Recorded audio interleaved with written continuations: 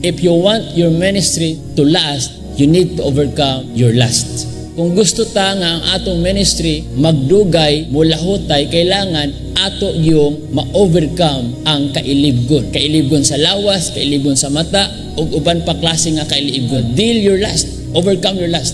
Dili magpahiuyon ana kay mo ni moguba sa tong kinabuhi. Ayaw pagsugot nga ang lust maoy mag-overcome nimo. Ikaw ang mag-overcome sa imong kailibgon. Women are not the reason for your downfall.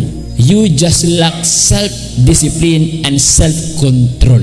Kung kaning self-discipline o self-control naan niyo sa imuha, sultian na kasinuod. Bisan pag kinsa ng pinakagwapa nga babae maghubo sa mong tubangan, makadagan gyud ka kay tungod naa kay disiplina sa imong kinabuhi, naa kay pagpugong sa imong kinabuhi. I have lust, but lust doesn't have me. So do not let your lust become your master. Discipline your body until your lust will become your servant, not your master. Like for example, pornography. Nganong gatanong tag pornography? Because we are lack of self-control. We are lack of discipline. So akong advice, labi na sa mga lalaki, kung magkanahon na ka nga gusto mag-masturbate, ayaw pag inusara sa imong kwarto. Discipline na, imong kagalingon, lakaw sa imong kwarto, sipat diya. Amen, pag-istorya, paghinabi sa mga tao. Ayaw pagsigtanaw mga law-ay di sa social media. Kung na kayo makita, scroll down diretso. Our eyes is the window of our soul. We need to protect our eyes because that's the window of our souls. Diya nagikan tanan ang kailibos ng lawas. Number 1, self-discipline, self-control. Number 3, gwardyahan atong gatan-awon. Ikaw-pat, fear of the Lord. Pinaka-the best nga maghari sa imong kinabuhi. Ang kasing-kasing yun nga mahadlokon diya sa atong buhi nga Dios. Ang kahadlok sa Dios ang imong ipagtigbabaw sa imong kasing-kasing. Bisa pag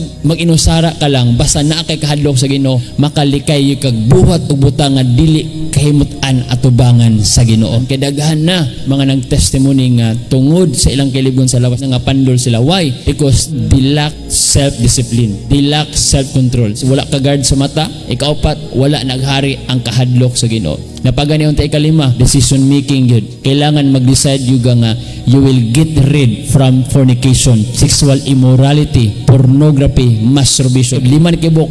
Self-discipline, self-control, guard your eyes, fear of the Lord, and decision making. Kung kabalo ka nga sayop, kung kabalo ka nga dili kahimutan sa Ginoo, ayaw og buhata. Decide nga di buhaton.